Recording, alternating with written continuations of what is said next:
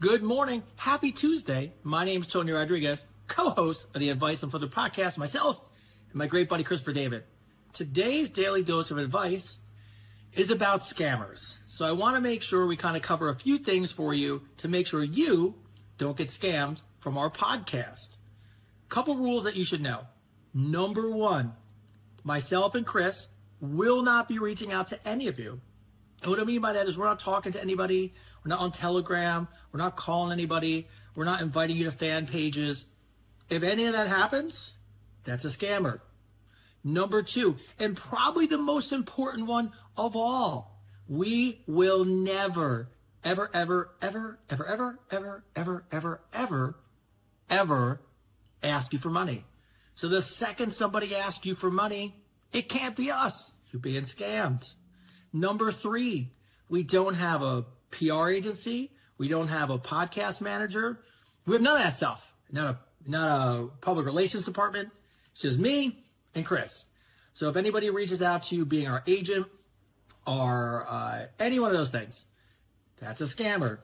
And number four, and please understand this, none of us are, especially me, I'm married, but Chris is not on a dating site. There's no use of social media to meet people.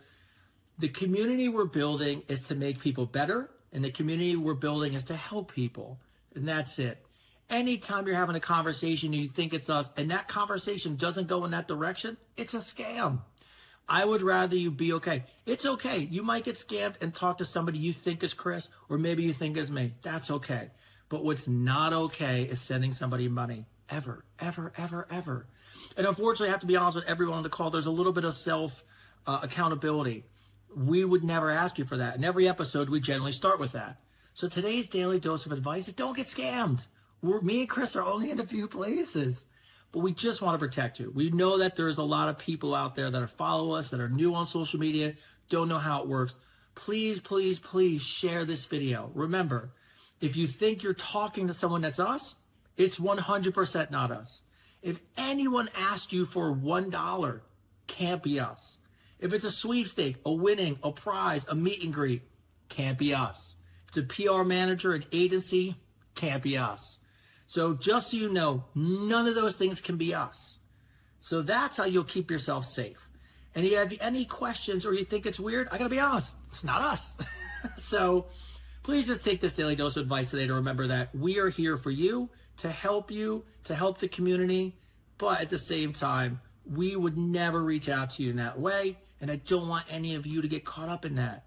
So please like and share this. If you have any questions, like I said, I don't know that we'll be able to help you because we don't really respond to stuff. So put that in your head, make sure you think about that, and if you're ever on the fence about it, always err to the side of caution.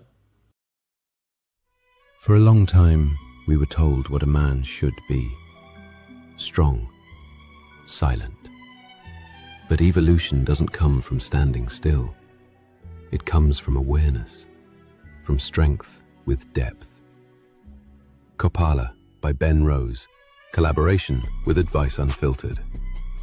The evolution of man. Native Pseuticals and Advice Unfiltered. Both made for your everyday life.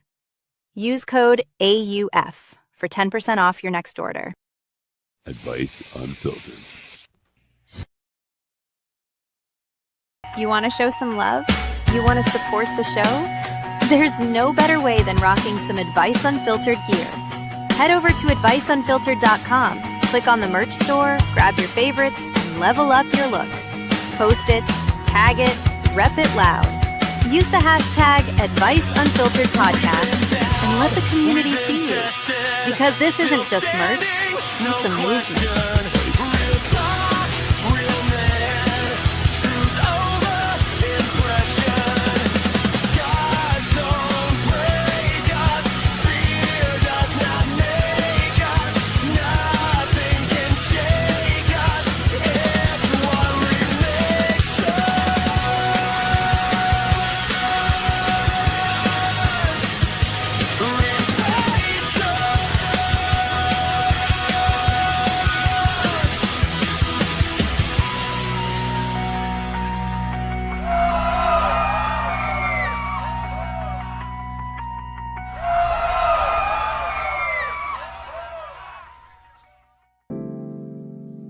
now, ladies and gentlemen, gather around the radio tonight. They won the top relationship podcast in the world. And somehow the single guy's the expert. Hit it, boys. They got the lights, the mics, the whiskey pouring, need two Jersey boys bringing that relationship heat. They talk love, lust, red flags in the night. And if there's one thing we learn, Chris is always right. Tony says, brother, that don't make sense. Chris says, trust me, kid, I got experience. Now experience might mean heartbreak, tears, and spite. But hey, that's why they say Chris is always right. He's been dumped, goes to left on red. Still gives advice like he's newlywed. And somehow the crowd goes wild every night. Oh, Chris is always right, even when the man ain't slept at night. They tell you how to love, how to hold on tight with a resume, oh well, that didn't go right. Oh, but he says it with such style, got the whole damn audience laughing for miles. World's top podcast, now ain't that a side of dating expert who can't keep his own love life tight? Still, Chris is always right. Now 2020 students put the crown on their heads. Top podcasts in the world, yeah, that's what they said. Relationship kings under the spotlight bright. And the single ones preaching like he's seen the light. He says, fella, listen, women want the truth. And he orders another drink and blames his youth. Tony just grins like this can't be right. But every damn time, Chris is always right. He got battle scars, bad dates, old flame lore. Yeah, women still line up to hear him talk more. It's confusing, hilarious, and strangely airtight. Oh, Chris is always right, even when his own ship sank on sight. He'll break down love like a scholar in white, then go home alone by the end of the night. Oh, but he says it with such class, like Sinatra with emotional baggage and sass. Top in the world and the crowd's all hype for the king of bad luck, giving dating advice. Yup, Chris is always right. Wait, hold on a sec. What? You telling people how to stay in love? That's right. Didn't you get blocked last Tuesday? Irrelevant. And the week before that? Character development, baby. Advanced Unfiltered, baby, that's the name. Say what everybody thinks is how they built the fame. No fake love quotes, no filter candlelight, just hard truths and jokes till the timing feels right. From heartbreak stories to bedroom debates to calling out nonsense in modern days. They turned all that chaos into gold overnight, and somehow, some way, Chris is always right.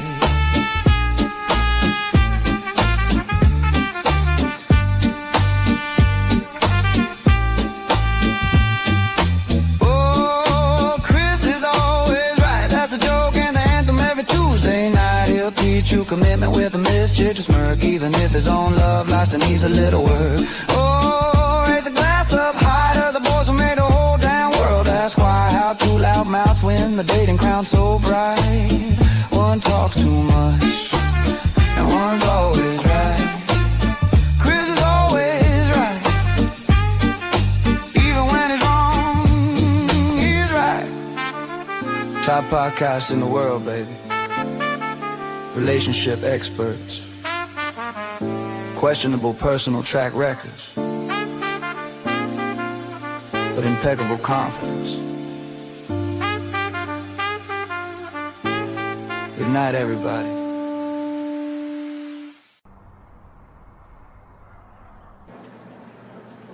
Help me, I'm stuck.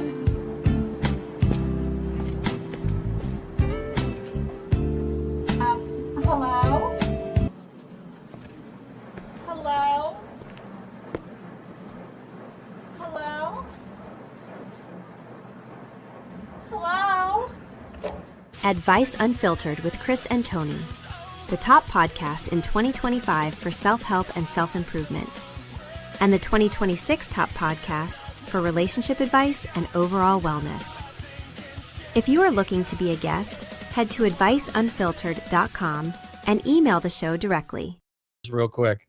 Well, hello, everybody. What's going on? All right, we're almost here? there. I do that. I don't care. Hold on. Don't fucking care. I don't care. Breaking news. Yeah, okay. Breaking news. Breaking And by the news. way, that's not fake news right there. It's not big news. No. All right, as we get ready, this is good to know that our test works today. And, just before we get started, I know a lot of you were emailing in to me looking for episode 68. Guess what? It's like I say all the time. It's a 68. We owe you one. So this is what happened. It's the universe. So I like that. That's it's my favorite. Let's do a 68. What's that? It's a 69, but I owe you one. So So as we get set up, thanks for joining us as always, and we'll get started in a minute. We're just logging in everything, and there we go. Get it happening. Yeah, just behind the scenes. I feel like it's been so long since we've seen everybody. I hate you not working on my gym, bro. I know it does suck. It fucking blows, bro. They need to just. I told you, like, we should just at some point. I'm just gonna say that it's unfortunately it's we'll say we're partners, and then it's discrimination that they don't let me have a family discount. Be like, I love Chris, and then you're never fireable because what are they gonna do? Fire you? And I'll be like, oh, it only happened when he came out with me or something crazy. And they're like, lifetime pass now. So, Toronto, a little French right there. Look at this. I miss Tuesdays. I love Tuesdays. Je m'appelle Tony. Konnichiwa, bitches. All right. Wait. So wait. Hold on. You get 8 more. 77. Oh, I like 8 more. All right. I like 8 more. See, it gotta be a water. See, that's why I love you, bro. Freaking guys on point. Why do I look red on live? You got to fix your filter. So probably just me. All right. Well, thank you, Jenny, for 69 plus 8. We love you. We ready? You guys ready to start the show? Maybe, possibly. Anybody watching? Is anybody watching? Yeah. They're all watching? Good. All right. Ready? 3, 2, 1. Hello. Welcome, everybody, to Advice Unfiltered. Episode what? What? This is for adults only, by the way. Yes. And this is for pure entertainment purposes. I hope you enjoyed. I hope you signed up. I hope you like. I hope you subscribe. I hope you share. This is Advice Unfiltered, episode 69. 69. All right. 69! All right. Well, we're not being childish. Could you for a little bit? Well, we'll be childish all episode, but really cool. Like I thought about this today as I was putting everything. We don't think about it anymore because it's so normal what we do. Mm-hmm. But we're 69 straight weeks in. Yeah. That is fucking crazy. It's fucking awesome, bro. Yeah. You know what I mean? Like, I love that it's become part of our daily routine. It is. I look forward to it. Shit. Yeah, no. It's the best day of the week. Best day of the week. Best day of the week. Yeah. Best day of the week. Yeah. Yeah. So, all right. As always, welcome for our Facebook and Instagram and TikTok. For all you people joining, welcome to Advice Unfiltered with Chris and Tony. If you're joining for the first time, thank you. Thank you. But what took you so long? Right. So, but in this episode is episode 69. Yes, that is right. It is fun to be the giver, but sometimes it's really nice to be the receiver. We're all about mikasa sukasa. Mikasa sukasa. You eat at my house, I eat at your house. Oh, very nice. What was the early season? It was the Australian kiss. What was it? Remember? Oh yeah, the Australian. What was the Australian kiss? What was that? The kiss down under. The kiss down under. 69 is from the kiss down under. That's right. So all right. So as always, the man behind the man. He's behind the camera. He runs everything. He is making sure that this show does not have technical difficulties today. What's going on, Christian? What's going on, guys? He's got the camera back on him. There we go. That's what I'm talking about. He's back. It feels good to be back here. I gotta tell you a joke real quick, man. So I was watching Kevin Hart's comedy roast. Oh, the roast, yeah, which was good. They all slayed it. It was very good. And I was watching with somebody, and they go, "Oh my God, is that your sound guy sitting there on stage?" I'm like, "No, man, it's a drummer of the Roots." Bro, hold on, wait. Dude, it was so funny. It's like, oh my god, is that your sound guy on there? I'm like, no. That's a drummer for the Roots. Do you know where my head? Do you know where my head went? What? Cheryl Underwood. That's so funny. The hair. No, it was so funny though, because she swore it was you, bro. She's like, that's got to be freaking. I was like, nah, man. I'm like, look. Look, I was freaking not Christian. You're mixing up your black people. Come on, man. It's fucked up. You're not allowed to identify anybody in the lineup. It's so good to see you, man. How's everything going? Good? Everything's good, man. Much better now. Yeah, I'm good. I'm happy right now. Good. I've honestly, I was looking forward to today. So good. Episode 69, baby. Yo, love your fucking Gonzo shirt, bro. Yeah, look at all of us. Look at that fucking. I love that super Gonzo. That's fucking crazy. That's underrated superhero right there. That is a good call. He's also has a curved, curved nose. appendage. Yeah. So, all right. So, hey, by the way, I owe you tissues at one of these camera breaks. I'll go run and get it for you. I forgot, but I will remember. So, and as always, tissues. I owe him tissues. I forgot, but it's fine when the Why, are camera we switches. I crying? get him. No, he's stuffing. not again. He was quick. He goes, Jeez, man, we just all happy and shit. You missed it. All right, we're gonna start with We're sad. start crying already. We can't go all these episodes start with sad songs and bad moments. Right. But and as always, I missed you. What's up, bro? Missed you. So gay. How's your week? What's been going on? How's your week going? Good, man. No, good, dude. Freaking, things are a little bit back to normal. I'm working a lot.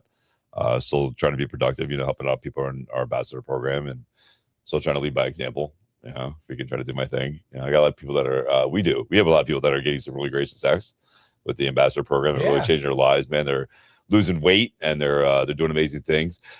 Fitness app should be out the end of this month. So I'm hoping the Hardcore Synergy app will be done. It'll be ready to go. Freaking hopefully, the beginning of June is what I'm thinking. And then the cookbook should be out the end of the month too. The Best in You cookbook should be coming out with me and Delmonico.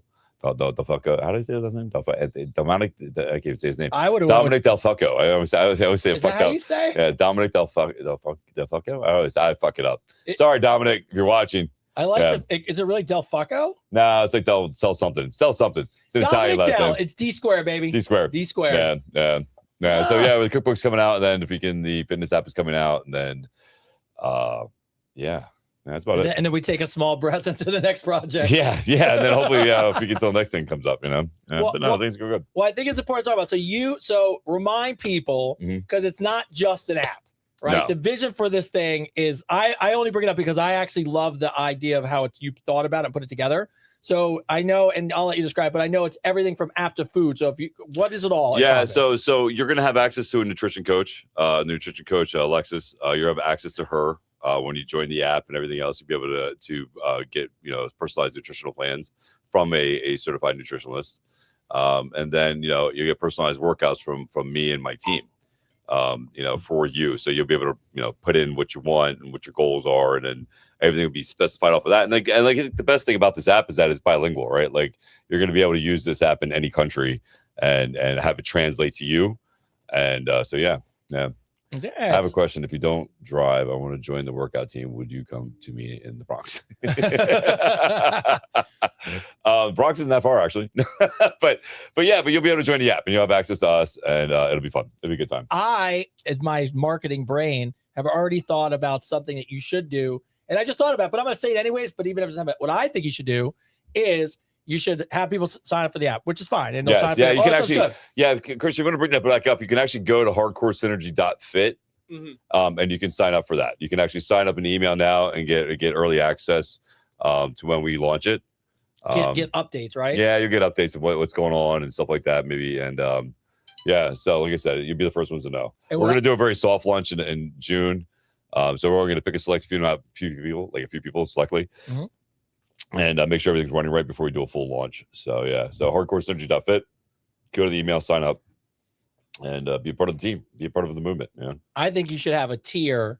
I think you should have one tier just for launch, and it should be a really cool thing where, look, it's going to be a little extra, but if you want to support the app and support all the work, what you could do is, and I'm going to say this even though it's a lot of work, but I think it'd be worth it. I think if you come in as like a, I don't know, premium user, whatever it is, or like a one-time thing, maybe what you do is you take the cookbook and you sign it, and they get the cookbook plus a thing. But maybe that's a good idea. Actually, that's actually a really good idea. You could just join normally, which is fine. But if you wanted to, you could join like an introductory thing, and you get the cookbook signed plus the app, and then you're in or whatever, right? No, I agree. That'd be like a cool thing to do. It's me in the marketing brain going. I agree with that 100%. Yeah. So, get some more Christopher David in your life, baby. That's what you need. More meat. So, and what I appreciate about that is a lot of these things. Look, I think apps are great and all YouTubes are great, but what I really appreciate about what Chris is doing is you're making everything what ultimately is the best. It's easy. Hey, if you need food, it's there. If you need meal plans, it's there. If you want to learn how to make a recipe, there. If you want to order some food, it's in there. If you want to work out, it's there. The only thing that stops you is you. Yeah, that's so I wanted to make it easy, right? I wanted to make it, because here's the thing about all this stuff, right? And I think a lot of people sit there and they make it too difficult, right? They overanalyze it. They start counting macros. They start counting calories, and then they're like, oh, how many? They make this big, long, blown out thing, right? And what I want to do is really make it simple. I want to make it easy for you, man. So like like I said with the cookbook, when that comes out, we'll have all these recipes in there for like inflammation, all this stuff, and you'll be able to you'll have a cart at the end of the thing that you'll be able to go to and be able to order the recipes, have them sent to you. So that's an amazing thing. So I'm trying to make it easy, and I'm trying to make sure that I've been working on this very hard for the last almost 9 months. Yeah, wow. Yeah, it's been like 9 months we've been working on this, right? And I'm trying to make it as easy as possible for you to succeed in what you want to do. It's labor of love, baby. Yeah. Like I think we overcomplicate things. A lot of things we overcomplicate it, man. Because if we make it really hard, then it seems impossible to do. Right? It's easy for us to fail and easy to make excuses. Right? I don't have time. I there's not enough hours in the day or whatever. And so I want to make sure that you have no excuses. Yeah. You don't have none. You know what I mean? Like, there's no excuses for you not to be able to do this. You can't say, oh, I don't understand what he's saying. No, it translates. It translates. You'll be able to understand me. So if you're in the United Kingdom of Emirates, or if you're in Saudi Arabia, or if you're in, China, Japan, you'll be able to use this. You know what I mean? You'll be able to train with me and my team and reach your goals. And then on top of that, not only do we have the fitness app and the book, but then, me and Tony also have the ambassador program. So we're really doing a whole thing here that's like an ecosystem for mind, body, and spirit. It's what you eat, what you feel, what you think, and how you work out. We're trying to create this really good ecosystem that that you can be better. You can grow as a person and evolve. Yeah, I think the unique thing about us is when you hear us talking about it, a lot for us is, to your point, it's about everything, right? It's the mental part, it's the physical part. It's what I always love what you say. It's not only about what you do, it's about what you put in your body. And that includes the words you hear and the things that you take in, the environment you have. But I know that, on top of that, as we go into June, right about mid-June, we're starting to build it out now. We will have an Advice Unfiltered membership that runs directly through YouTube and the website. And what's really cool about that, and this is what we've really thought about, and we've heard you and we listened to you, and a lot of people wrote to the show. What I think most people really just want, and I know this now because we get the emails, is, an opportunity for time, right? Yes. So whether that's just, meeting and talking to Chris about the book, learning something, maybe hearing more about our journeys, or maybe just advice, right? Yeah. So being able to, you'll be able to get access to us, the calendar, book time with us, even on like one-on-ones, we'll be doing webinars. So there's a lot of cool stuff coming to the Advice Unfiltered platform, but ultimately our hope is by putting all this stuff together for you. If you're a follower, a fan of the show, we want to make sure that, you have access to all the tools to live ultimately a healthy lifestyle. So we're getting there. I think that's one of the things that how I know I originally started this, right? I originally started, this whole process of wanting to help people, because it goes back to, my book, which as I'm bringing up my book, my personal book, it was never just about me. You want to bring that up real quick? Can you bring that up? Sure. Yeah, it was never just about me right there in my book. I wrote, it was never just about me, because literally this whole journey, this whole thing, is not about me, because I can't change the world on my own. But if we learn together, if we evolve together, we're going to, guess what? That it's not about me, it's about we, right? We change the world together, right? We make a difference. We evolve and grow and become a family and a community of people that help other people. And I think even though it's a small movement right now, I think eventually it's going to be huge, right? What's up, Buzz? How you doing, bro? Congratulations on your award. I see Buzz. It's in my in the news notes, Buzz. Yeah, dude, we got you, Buzz. We're going to give you a shout out. If you can't find it, go to www.christopherallendavid.com. Gotcha. Yeah. So if we can, the whole point of us doing all this, and people ask me all the time, what does Tony get out of this? And it's because we both. What do you mean get out of it? Yeah. I mean, I get to hang out with you. Yeah, no, but I'm saying, but what he really gets out of this, and what we both get out of this, and Christian agrees with this, and I think everybody that really just has followed the show and watched the show, is that we're literally here to help. Yeah. You know what I mean? And that's what makes us most excited. When we get those stories of people having losing 200 pounds and being able to change their lives and be better and feel better. I tell Tony all the time, the biggest thing that that gets me off, that I get excited about, is when it clicks, when you see that smile on their face. Yeah. You know what I mean? When you see them go, oh my God, when they have that, oh, wait a minute. Because that right there, that moment is priceless. It's fucking priceless. When you see somebody get that smile on their face and they get that fucking awakening moment of like, it hits them, you see it hit them. Like, holy shit. Like I can change, I can evolve, I can be better, I can choose to be happy. I have control over this. That's a fucking win. Yeah, it's a fucking win, dude. It's a fucking win. You can't put a price tag on that. You know what I mean? So again, the book's coming out, The Best in You. The Hardcore Synergy app's coming out. We have the Ambassador program coming out, or doing it now, and we'll be doing it again. Yes, Christian? So sorry. So I just want to acknowledge it because I am seeing it. I am monitoring the feed actively, but people are saying we're starting to freeze up momentarily again. So I'm watching it, guys.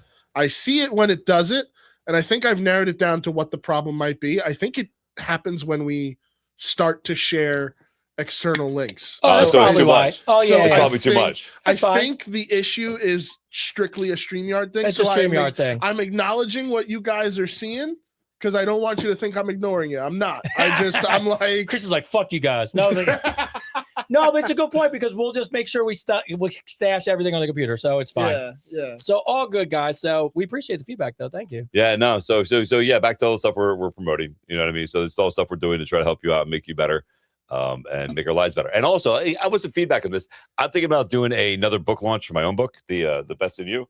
And if I should do go out and then go to Barnes and Nobles and see if I can get some book signings done.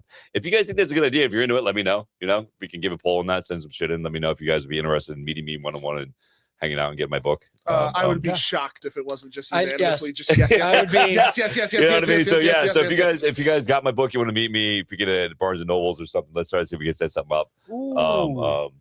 Bro. Yeah. Oh, the wheels just keep turning for me. I love that for you. I love it. Bro, you could do virtual. Oh, I will talk about it later. Yeah, there's a book. Yeah, but there's a book. Yeah, there's a book. Best in You. Here comes all the yes, please. Well, look, here's what I would just say it now, because I'll give the idea away. But that's for your fuck yes or fuck no question of the night. Well, we got a good one. But it's already fuck yes. It's going to be 99%. But here's what I might even think about. So what you could do, because a lot of our, a lot of listeners are from all different countries. So maybe what we do is we actually can do it people can book virtual times. You meet them for little clips of time for like 30 minutes, sign a book for them, send it out to them for whatever, everything's about time and cost. But like, the only thing with that is that the book's print to order. We'll ship it to them. I mean, but I can't. I would have to order it, buy it, send it, and freaking. Bro, I got you. All right. Bro, we'll talk about it later. I got you. Well, if you look, here's a better question. If you don't live in New Jersey, would you want me to set it up so that you could meet Chris and he could sign a book and send it to you and autograph it? That's a better. Would you want to do that?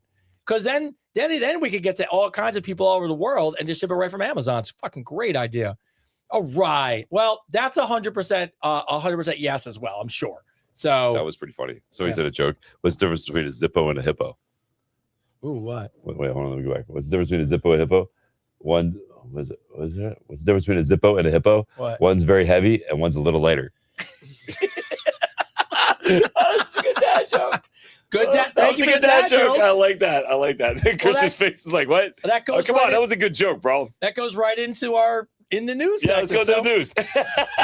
In the news, June 28th, coming June 28th. That's right. Yours too, truly. We'll be hosting the Dad Bod competition. So if you'd like to join us in Belmar, New Jersey, there we go. For the Dad Bod of the Beach competition. We will be there. We will be there, and I'm already getting people being like, "Are you even sending me messages about competing?" I'm like, guys, I can't compete. I got told I was fat. I go, bro, it's so I literally had 3 people tell me I was fat on social media. Yeah, Becky wants to come as a lighting director. People want to come up. I sent out my 48th birthday post, which is in there. This is me. What are we? 8 weeks out? 6 weeks out? I don't even know. 6 weeks? 6 weeks out. Yeah, we're 6 weeks out. It's a month. It's a month next week. Yeah, it's a month next week. So we're 6 weeks out. So if you go into the Today folder and share, you're gonna have to go in there and share a couple of images. Let's see if it glitches on images. Just links, probably. Belmar, yeah, Belmar. We'll be at Belmar. Belmar. Is that June 28th? Yeah, June 28th. So Belmar, New Jersey, June 28th. Come out and see the Vice Unfiltered crew. This one? Yeah, it's gonna be that one. So that's me. There you go. I got 6 weeks to go. So that was on my birthday. So I had somebody write me and go, dude, you got a lot of work to do. I was like, motherfucker. By the way, you know who that was? It was my mom. Your mom actually messaged me today. Did she? She did. She goes, your best friend's mom's gonna be watching tonight or something like that. Fucking, I was like, yeah, that's a your couple mom. Tito's in. So, and then outside that, the other thing we got coming up is June 11th at Martel's Tiki Bar. Yours too truly will be hosting the Common Ground Grief Center's fundraiser, clam bake. So a lot of the high society people of New Jersey and some probably politicians and some big people will be there, which is awesome. There's so many jokes I want to make about the name. I know, it's a good charity. Listen, Karen, I love you. I'm not gonna make any jokes, but clam bake. Karen, you gave it to the wrong people. Do you know clam squirt? You know the wrong people on episode 69. Like here's the funny part. They spit water out. Here's the best part. So when I was at the Common Grief Center, we were talking about ways to raise money, and I go, "Oh, I already have the winner." And she goes, "What it is?" I go, "I won't even say anything to Chris." I go, "What we're doing is we're going to go out on stage, and every time someone gives $1,000, Chris is going to take an article of clothes off." Oh, Jesus Christ! So they're like, "Do you think They're like, "Do you think he would do it?" I go, "I'm not going to ask him." And then he's not going to ask me. He's just going to tell me to do it. I go, "I'll put him on the spot for the kids, right? Like, why? How would he say no?" So I leave there. Of course, in my head, I'm like, it's a funny joke. Yes, but like, it's not something I would do at a kid event. And then our friend who's running the show calls me and she goes, "Hey, so we're talking internally, and we're thinking about this whole Chris being naked thing. Oh my God! Not really sure it's gonna be good for the kids." No, and I was like, "No, I'm not serious. Like, no." Like, but it was really funny. Like, they crossed their mind. They were like, "Well, maybe." Maybe. No, come on now. We are respectful people. It's the fact that they thought about it, though. I know. They considered it. Hey, well, they actually considered they it. They wanted to raise money. I was like, "I'll give you the first one." Fucking damn. Oh, it's so good though. Like, you can imagine the poor kids, like, they got this great song they've been working on for months about grief. It gets done, and here comes me. So, anyways, what we're gonna do for $1,000 a piece? He's gonna get naked. show. Oh, I'm so burnt, bro. I'm fried. Look at that. I'm so fried, dude. Oh, so fried. Whatever. All right. And last thing before we get to questions, obviously, we got some new sponsorships coming up, which, by the way, are fucking great. So I can't wait for that. So hopefully those come through. We got some podcast exchanges, I think, coming up right now. So I'm going to talk about 9 different podcasts about going on there and them going on here. So that's really great. But ultimately, the one thing we want to do is give a shout out to our boy Buzz Nave. Our boy Buzz Nave. Yeah, he goes home and he wins a Webby. He wins, I believe, a silver trophy medal award for Webbies, which are huge awards in our podcast space. First to get $1,000, gets the shirt off and the donator. Yeah, see, that's what I'm talking about. You people are not supportive. Look, we're already, people aren't even going and they're trying to donate. You know what I mean? With all due respect, what the fuck do you expect? But obviously, like, I'll be honest with you, it's a beach. So what's wrong with a shirt going down in a boxer? Just kind of like a bathing suit, right? Bathing suit. So, but shout out to our boy Buzz Nave. You could come on through, Buzz. Yeah, Buzz. Why did that come down? You'll enjoy that. Yeah. So we'll be on there. Oh yeah, we're gonna take that fucking thing over. They just don't know it yet. Oh, that thing is gonna be. Oh, we're gonna have a ton of fun. So, all right. So with that all being said, let's get into the day today. Let's get into episode 69. 69. All right. So real quick, just so you guys know, our fuck yes, fuck no question of the day. Fuck yes or fuck no. Christian, this was really simple today. It was an easy one. What is it? 69. Is it part of your relationship? Do you do it or do you give it up? Do you enjoy a 69? Or fuck no. Type fuck 1 for yes. Fuck no. Type 2 for no. Now I've heard this. I've heard this from a comedian I like who was actually at the roast. And he said that 69s are for young people. When you get older, it's just a waste of time. Do me, I'll do you, then call it a day. So is there anything wrong with simultaneously? Oh my God, look, it's 100% fuck yes already. That's what I'm talking about, people. People, we gotta see our followers are givers. Yes. And receivers. I want to give and receive at the same fucking time. Come on. So I don't want someone. I'm not sure if I'm gonna ask you, I'm not sure if I'm a big fan of it. I know, but a lot of people aren't. That's why I was a real. I mean, like, because here's the problem with it, right? Is you can't focus on both. You know what I mean? Like, you can't focus on enjoying the pleasure and doing the work at the same time. I look at it as a little bit of a distraction to keep the fact that, like, first off, I'm here. So I was like, so I'm right here, right? I just really want to do it. I'm like, so I'm right here. Tony's like giving a whole diagram. He's like, listen. Listen. Let's get here. So I'm here, and every now I peek around the corner, see what's going on. But someone did. I love that. He's come here. I really with no thought when to go show people. There's one are right here, great. right? And I it's fucking like, love that. So we are adults, people. we are adults. Over 18, please. So fucking shit. So good. But even if you're look, there's a couple no's I see in there. It's like a 18%. Yeah, it's 82% fuck yes, 18% fuck no right Yeah, now. I think 82% of those people are. I think half those people are lying. I'm just kidding. Like I don't know. I think it's I'm in, so whatever. But yeah, no, listen, I'm down. I know you're down. You're down. No, I know for sure you're down for anything. Mm-hmm. But if you had a choice, you'd be like, hey, let's take turns. Yes. Okay. I'd rather take turns. Fair. You know what I mean? I'd rather take turns. I'd rather be able to focus on what I'm doing. Tells my black ass. Tells my black ass. Why you gotta be racist? Why you gotta be racist, Buzz? By the way, it's fucked up, man. It was all the white ass. I'm just saying. It's even in the summer though. I do have a black ass in the summer. Oh, mine's so white right now. So I literally look like one of those fucking barber poles right now if I take off my pants. Isn't it funny? You get in the shower and you just have the white. Oh, dude, just fucking so awful. I use my white ass in the nightlight last night. It was so fucking bright compared to the rest of me. It's so good. Oh my God. Adults. Or adulting. Adulting. We're adulting right now. Welcome to the adulting show. So thank you guys. Shout out again to Buzz. Yeah, so Buzz. but the other thing about a 69 is, and I think this is kind of savage. I mean, a woman's always got to be on top, right? Yes. Yes. I mean, otherwise you're just trying to choke a bitch. Like I don't know. Just what are you breathing? what is that noise? Otherwise, I think it's torture. Like, I'm the only one confused. Christian for the question. Love that. So good. Love that. All right. So what do we have? So shout out to the weekend. We're gonna get to questions. Shout out of the week comes from Dave from Tennessee. Shout out to the Advice Unfiltered team. Dave from Tennessee writes in, I'm a young guy going through divorce right now. And if I'm being real, these days where I just want to be really fucking angry, days where I want to be petty, days where revenge feels easier than doing the right thing. But I've been really listening to you guys for a while. Hearing you guys talk about showing up, thinking long-term, and putting the kids first hit me harder than I expected. And honestly, seeing how Tyler and Avery turned out and how you talk about them reminds me that the choices I make today are shaping my boys forever. My marriage didn't work out. That part obviously hurts, but I'm trying not to let my pain make me become someone my kids would not be proud of. I'm choosing to be a better ex-husband. I'm choosing to be a better co-parent, and I'm trying to choose to be a better father. Not because it's easy, but because my boys deserve it. So thank you guys so much. You probably don't realize it, but your words changed something in me. No, that's awesome, bro. That's an awesome one. Yeah, shout out to you, bro. I love that. Yeah. You know what I mean? I love that. And you know, it leads right into next month, right? Because next month is Men's Mental Health Awareness Month.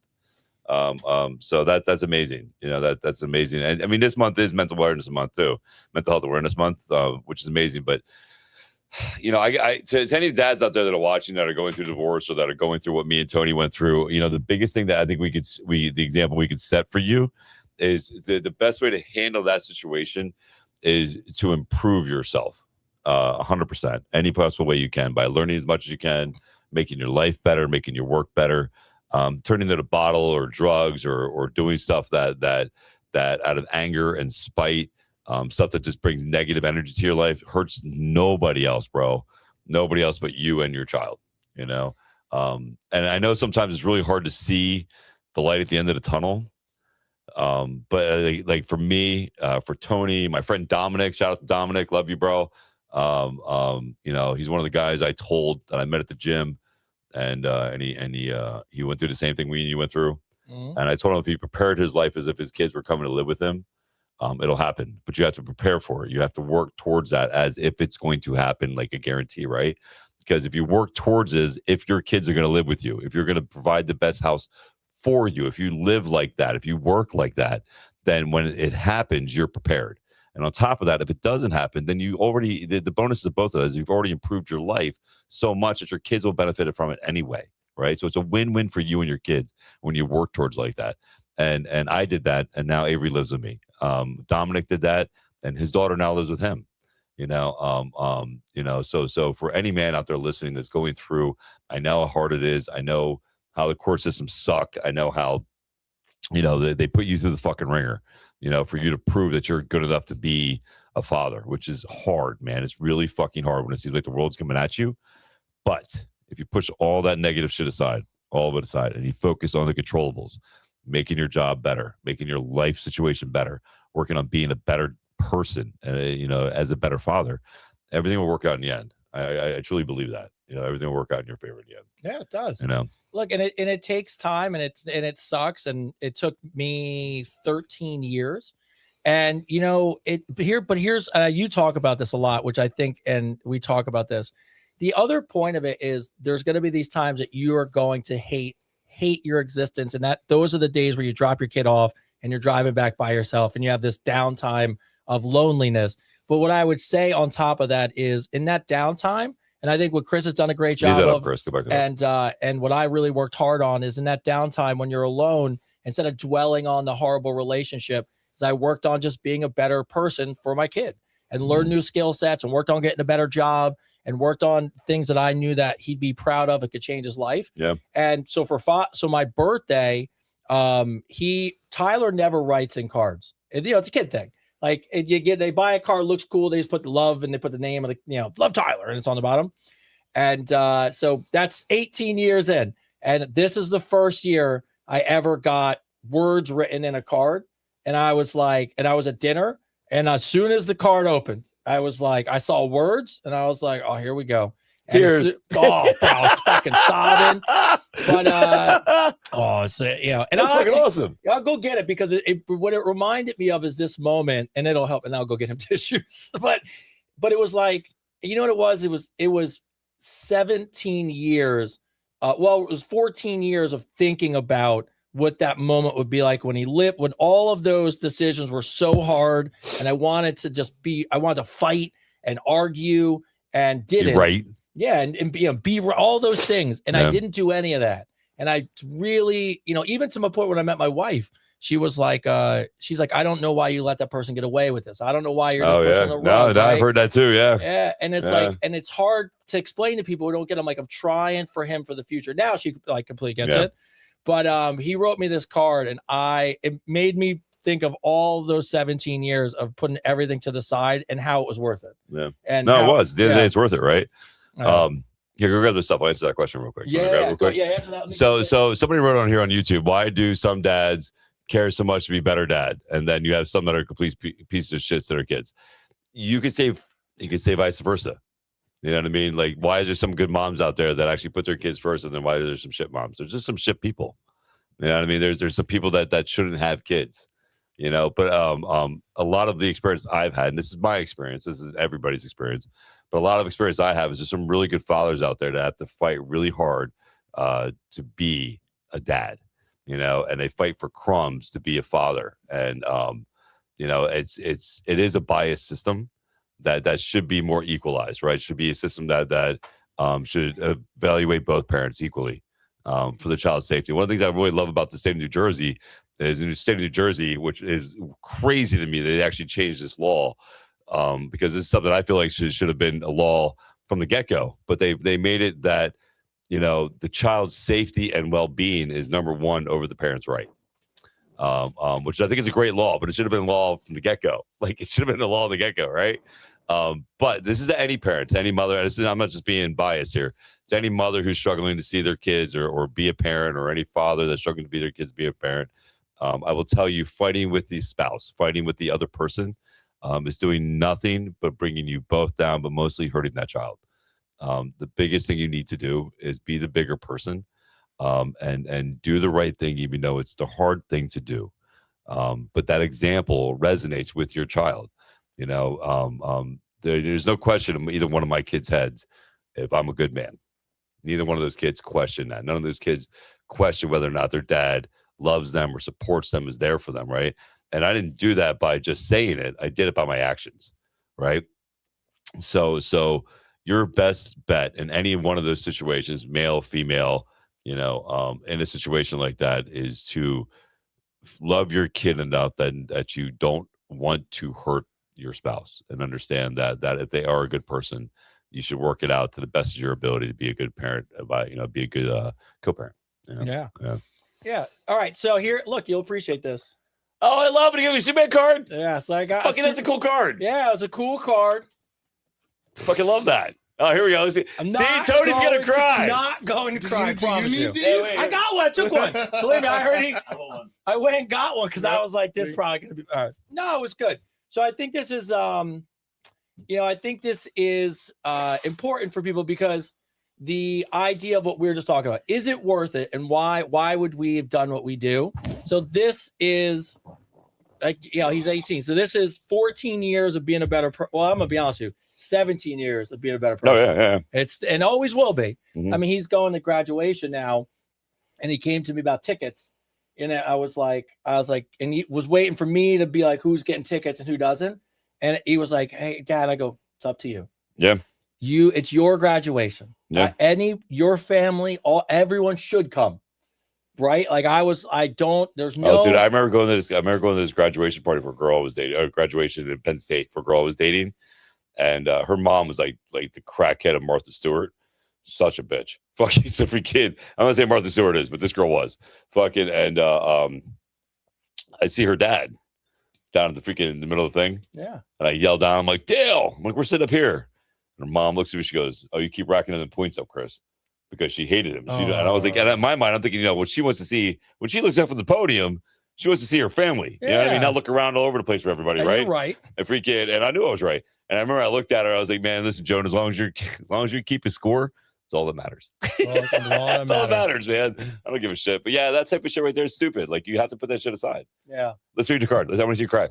Your turn. I will not cry, but dear Dad, you want to put money on that? You already started, bro. These past few years of living here, I've grown into so much of a better person because of you. Every time I lift, fucking love it. I think, yeah, bro. Fuck yeah. Fuck yeah, go dude. out or surround myself with people. I do it because of you. I'm so thankful for everything you do for me. I can't wait for the next few years of my life with you guiding me through it all. I love you so much, more than you know. Your son, Tyler. Oh, I turned to camera because I knew I'd cry too. I can't, it was so good. Oh, it's like, and he's never wrote. By the way, chickens. But no, but that's that. I sat there and looked at it at dinner, and I was like, that was what, you make these decisions so that they can have the life they deserve. And I think about this sometimes. I could have been an asshole, and you beat your. I know you do the same thing. I beat myself up sometimes about the divorce, because you're like, I wish he didn't have to go through that. And 100%, bro. Yeah, and then I go, there's no going back to that, right? No. But did I make all the right decisions to get him to this point? Because his life really could have been fucked up. Fuck yeah. And look, and I will, in all honesty, I will say this: his mom really picked a great guy. Mm-hmm. So kudos to him. His name is Jason. He's fantastic stepfather, and makes a huge difference. Tyler really appreciates him, and I'm always the first person to say, hey, make sure you thank him. Mm-hmm. Make sure you tell him I said how much I appreciate him. But this made it worse, and I read it, and I realized I was like, this is what legacy is about, right? So this is what it was about. Man. So you made the best out of a bad situation. Yeah. So so to you who are asking that question, and the shout out there, like, unfortunately, and I'm sure you said it, I was gone. Karen, who's in our ambassador group, she runs a divorce law firm, so she deals with this all the time. People just, men or women, it's everybody. Mm-hmm. A lot of people just can't get out of their own way and don't think about their kids. No, they don't put the kids first, man. And then their kids really get traumatized by that. Yeah. Like my oldest son will vouch for me. He says this all the time. It's one of my proudest moments with him, as he says, even though he grew up in a broken home, he never felt like he grew up in a broken home. It's the best compliment ever. The best compliment ever, right? Ever. Like, and I know I did that. I was the one that made that effort, right? I was the one that made sure that even after the court stuff, that I invited her to everything, right? Because I knew at the end of the day, a child needs both of you. It's not like, yes, a woman can raise a child. Yes, a man can raise a child. Yes, both sexes can raise a child, right? But at the end of the day, man, There's a reason that it's two people, right? It's a reason that it's a man and a woman to have that yin and yang, that balance of life of nurture and strength, and getting that done, right? So shout out to you, bro, for doing the right thing. Yeah, absolutely. Yeah. Shout out to Tony and Tyler. Way to go, Tyler. Yeah, shout out to you guys. Yes. Anyone out there listening, that's we'll also talk about Tyler this evening. I still can't believe I met the mom. Samantha from Austin, Texas writes in. Still watch the show? No, not anymore. Samantha from Austin, Texas writes in, and it goes right with our first question for episode 69. Episode 69. If a guy finishes every do time, we not have sound effects? Did we not do like a soundboard? We forgot to load them. What do we got? Let's see what I got. Do you got any good ones? We should have like 69. We need to get it's us learning still at this stage of our career. We need some sound effects. Don't even worry about playing them. You know why? Because StreamYard will fucking crash. Yeah, don't even worry about it. We're getting through the episode. Yeah. Samantha from Austin, Texas writes in, if a guy finishes every time but never makes sure I do, is that selfish or clueless? Yes. Selfish. Both. I've hinted at it multiple times. At this point, it feels like he doesn't know not like he doesn't know, he just doesn't care. Yes. Yeah, it's selfish. Yeah, it's selfish. Yeah. Yeah, and he probably and he might not even I don't know, I would say he doesn't know. If he would know. Like when a girl's coming. Yes. Like And if that doesn't excite you, then there's a problem. Here's an interesting question. I know it's kind of an interesting segue to it, but if you dated a girl and there was really no reciprocation in the bedroom, or really, and I know it's going to be an odd like segue or a connection, but I almost would already see that as such a big red flag that I wouldn't want to go through a relationship in the long term like that. Oh yeah, I was married to that. I was married to that, dude. My ex-wife was like a dude. She would blow her load, fucking come, and then again, she'd be like, "Are you done?" Fucking, I was like, "Fucking, like, swear to God, yeah." I wonder why it didn't work. Can we hurry it up? Are we done yet? Like, what are we doing? Yeah. But I think about that going. That's probably how the person is in other stuff in their life. Yeah. If you can't do it when it's this moment, like, then what else do you do? Yeah, it's selfish. Yeah, I mean that's just that's just somebody who's just taking care of himself and he's not worried about you. Yeah. Sienna from Sydney, Australia. My Aussies from down under. Yes. After a breakup, how do you know if you actually miss the person, or is it just the attention and routine that they gave you? It's a tough one for people. How do you know if you missed the person or is it attention or routine? Well, why isn't it both? Yeah, it's a good call. Why is it one or the other? I think you're overcomplicating it. I think it's both, right? Yes, you missed the person, and yes, you missed the routine, right? But does that mean either one of them served you? Right? Those routines, that him being there or she being there, served your purpose. Did they serve your happiness? If they're ex, I'm going to say no. That's the truth, right? Like if things were great, if things were amazing, then they wouldn't be your ex, right? I think you can miss both. I do think sometimes though people can grow back together when they break up. I do believe that. Yeah, for sure. What I mean? I think when people both work on themselves, I think there's always a possibility for a reconnection and growth. But I think it's both. I think you miss both. I don't think I was a good. I mean, look, I'm not saying in any relationship, and I'm not trying to like put it that way, but I couldn't really look at myself in the mirror and say, okay, you're actually a good boyfriend / fiance husband part until I met my wife. But I only said because I was almost 40. Yeah. So I'm like, and that's still no I'm work in progress, but like where I could comfortably kind of be like, all right, I kind of have a handle on what I should be doing and not be doing. And I've kind of cut off all the bullshit. But yeah, I think that's it's the beautiful part of relationships is that, a lot of times if the timing's off or something's off, it doesn't mean that you guys can't get better. And by the way, the best couples ever are the ones that work through shit. Yeah. That grow through shit and work through shit, because at the end of the day, I want to be with someone who's going to ride with me through all the drama and bullshit and be there at the end. Yeah. And sometimes you gotta go through that storm to figure out who that person is. So that question, if you missed them so much, why did you break up with them? So, sometimes absence makes the grow fonder, right? Yeah. You can miss somebody without actually wanting to be with somebody. I like what Nancy said. Yeah. You can still miss somebody and move on. Yeah. And by the way, I think as you get further away from people, we all have a tendency to do this. the further away from a relationship you get, sometimes we romanticize the things that were right. Yeah, you forget about all the reasons you broke up. Yes. Yes. Yes. Yes. Did either of you watch the show BoJack Horseman by chance? It was on Netflix for a Yeah, I couple saw a years. little bit. Yeah. There was a great quote on that show that it was like, sometimes when you're in the midst of like a relationship or something like that, because you're wearing these rose-colored glasses, you're missing all the red flags that are popping up along the way. So it just made me think of that. But I think you're right. Hey, Amy, when we do our group session, I'm getting you next time. You keep running away every time we do a group session. She runs away and goes and works out. Oh man, public call out. Yeah, calling you out. So next time we're doing our group session, you're the first person I'm asking how are you doing? Because every time I get on there, you run away and go work out, which is great. I think it's awesome you're working out, so you can go do that. Yeah, I'm just really just busting your ass. Just busting your ass, Amy. Yeah. Stop, Amy. Yeah. So, all right. Mike from Columbus, Ohio writes in. Ohio. My wife and I were I heard I'm buying a house there. All right. and Houston. I was just reminding somebody about Houston the other day. Yeah. And Houston. Amy's like, wow, yeah. Oh, she's like, love you, Amy.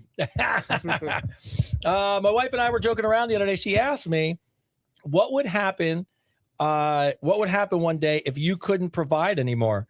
I laughed it off, and honestly, it kind of hit me harder than I expected. I realized a huge part of my identity is feeling like I have to produce, I have to provide, and I have to keep it all together. Mm-hmm. I started thinking about this.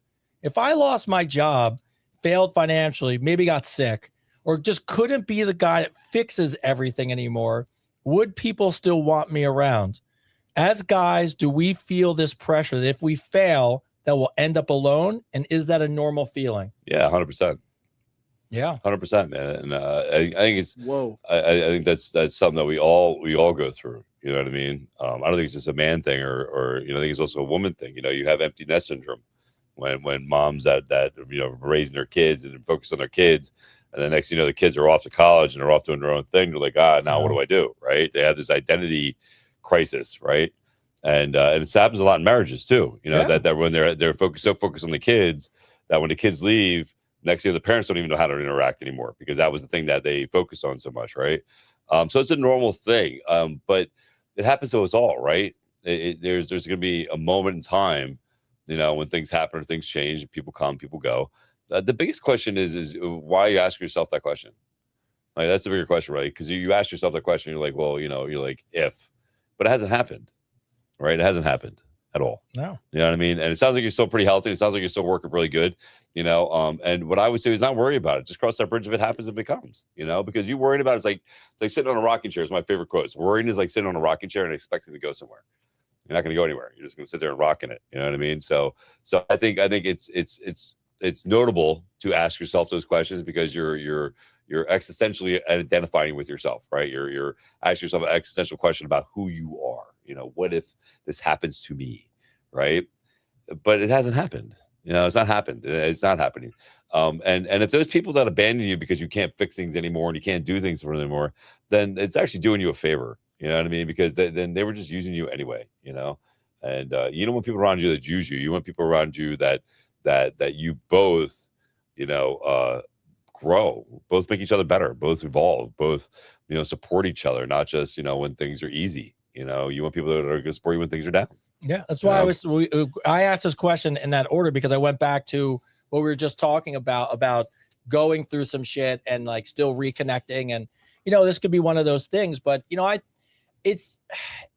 I think about that quite often because not for any reason. I think it's probably because I live in the social media world where you see, especially in the dating life, like I want a guy who has this and I want to be 6'1" and I want him to make $150,000 a year and I want him to do this and I want him to provide. And it's like, but if he doesn't, I'm out. And I'm not saying that's everybody, right? It's a social media thing, but I can see where men feel that pressure. But I just, it goes back to what I said at the end of the day. I think when you find the right partner, part of that is the fact that through sickness and health, through richer or poor, right? When you make those vows, what you're saying is, I believe that I'm going to do everything I can to be there and support you. You're going to do everything you can for me. And if shit goes off the rails, as long as we're still good people to each other, we'll figure it out. And those couples that I see sometimes that go through those things, or I always use this example, like the Obamas. It's not a political thing. It's just when you watch where they came from and then to where they got to, you watch someone who was with him when they had nothing. And there's a lot of people like that. I'm just saying it's a relative example I've seen before. I admire that kind of stuff. So I will go with this though too, right? I will tell you this. You have to remember at the end of the day, when shit hits the fan, nobody's coming to save you but you. And so you have to be willing to save yourself and get yourself off the floor. We all get kicked, we all get knocked down. So you have to be willing to pick yourself up. And life is ever fluid. It's ever changing. I get knocked down. Yeah, I get knocked down, I get back up again. But life is ever fluid. It's ever changing, right? So you being able to adapt to those changes is key to your survival. It's not somebody else that's there to fucking pick you up. It's got to be you at all times. Yeah, I think that was the other part that I really didn't think about until you said it, was like in my relationship now, that I think it's because my wife believes in her heart that if shit hit the fan, I would just get back up. Yeah. We'd figure it out. Yeah, we figured it out. Yeah, we figure it out. Yeah, I figured it out. She's not, I could say this wholeheartedly. And the same thing on her. Like, I just know that she wouldn't give up. Even if she got down, it doesn't matter. She would get back up and fight. Mm-hmm. But that's I didn't even think about that as a point. The belief in your partner that they're going to get up. Christian, Google what that is. And do that. So agoraphobia is the fear of going outside, I believe. Yeah, she left her house. I'm disabled mentally and agoraphobia, and I haven't left my house in 3 years. Any advice? That's a tough one.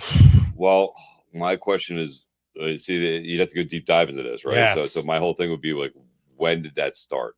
Because I know a little bit about it, right? And I think a lot of it has to stem from something traumatic that happened to you and dealing with that, right? But I don't know your story, so that's something that we can talk about another day. I saved this for this is my ready for this.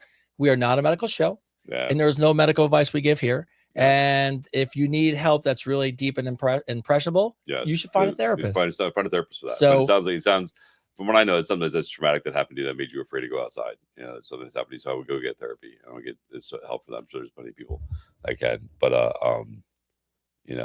But I said that because I was going to lead with this one. There are a lot of new therapies that are, I know in Texas, they just, for people that are actually, Trump just signed it so that it's available for everybody. It's Ibogaine, and there's ketamine treatments. And by the way, I'm not saying do these things. What I'm saying is now there's new treatments, new methods, new ways to help people that go way back and break those connections that have really, you struggle with. So all I'm saying is look into, if you've gone to therapy, look at all kinds of stuff. Here's my thing too, is you have to remember, and this is where we give so much control over to a thought. It's so hard to explain to people that don't understand. You aren't controlled by anything else but your thoughts. Mm-hmm. Your thoughts. You think these thoughts. You have these thoughts that pop into your head. You give energy and life into those thoughts, those words as you speak in your mind. You give that energy. So when you say like, "Oh, you're afraid of snakes," you say you're afraid of snakes, right? So you think you're afraid of snakes. But in a world scenario, life and death situation, I guarantee you that if it came down to you saving your kid from that snake, you would be so brave. There'd be nothing that would stop you from defending your child from that snake, right? And it was because of you changed your thought pattern, right? So I'm not a therapist, I'm not a doctor, but I can tell you from my own personal experience and what I've learned, right? From my own research of what I've learned, is that those thoughts that come into your head, they don't have life until you breathe life into them and you react to them and you put emotional connection to them, right? And being able to separate that is a skill, something that everybody can learn. Let me ask you guys something. There was the Michael Jackson movie had just come out recently. Mm-hmm. I heard it was amazing, by the way. And it was. Yeah, I heard there's it was a great scene in it where he's about to record, and he speaks essentially a mantra to himself. He's like, "You are strong, you are beautiful, you are the greatest of all time." And do you guys believe in the actual power 100%. of manifestation? Because 100%. I really do. 100%. I've witnessed it happen firsthand. I've witnessed him tell people to do it, and then they do it, and 2 days later they call me and tell me to change their life. I've been there. I've been there to see it. It's the God's honest truth. And you know how you know it's the truth? And perfect example. Who says I'm the greatest of all time? Muhammad Ali. Muhammad Ali. I'm the greatest of all time, right? If you can, what did Bruce Lee say? I'm the best martial artist out there. I'm the best action hero out there. To this day, still the best action hero out there. You know, if you can, still stories talked about him. I got to tell you, it's what's helped me since the dog. Mm-hmm. Like I've been waking up and I'm like, you're okay. It's gonna get better. No, it's 100%. And you're all like, no, see, not to be an egomaniac, but be like, you're awesome. No, but that's not. It's not an egomaniac. But do you see it? Do you see that? Do you see how the power of the words of what you're saying to yourself, and that you're breathing life into those words, right? Those words have no meaning, no power, no connection until you make an emotional connection to those. And it's funny too, because there's two parts to that, right? We talked about this earlier. There's two parts to that, right? So there's a fear, right? Understanding that I'm afraid to understand that my thoughts, my words that I say to myself have no life until I give life to that, right? There's fear to that. Oh my God. There's a certain kind of demand now that I understand in my life that I'm responsible for the path that my life has been on. You know, and then on top of that, understanding that responsibility, that comes this fear factor of understanding that you have the control. There's also the forgiveness factor. Fuck, you mean this whole fucking time I've had control of what I wanted to be, how I think, and how I can be, and instead I've wasted time being like this and feeding energy into those things that don't serve me. Because here's the truth: it's easier, man, to play victim. It's easier to blame society. It's easier to blame the president. It's easier to blame, you know, food, all this stuff. But at the end of the day, it's truly 100% down to you and how you think and what you want to breathe life into. No. You know, and it's not a secret. Everybody goes, the secret, you know, or the laws of attraction and all that stuff. It's all true to a point, but it all comes down to one basic understanding, right? Is that nothing in this world matters, right? Until your perspective of it breathes life into the feeling of connection to it, right? And that's why I say all the time, man, I believe in you, right? I say in my end of my videos, what I always say, I believe in you. I believe in the best in you, right? I say this all the time. Why? Because I'm looking right in that fucking camera and I'm looking at myself. I believe in you, Chris David.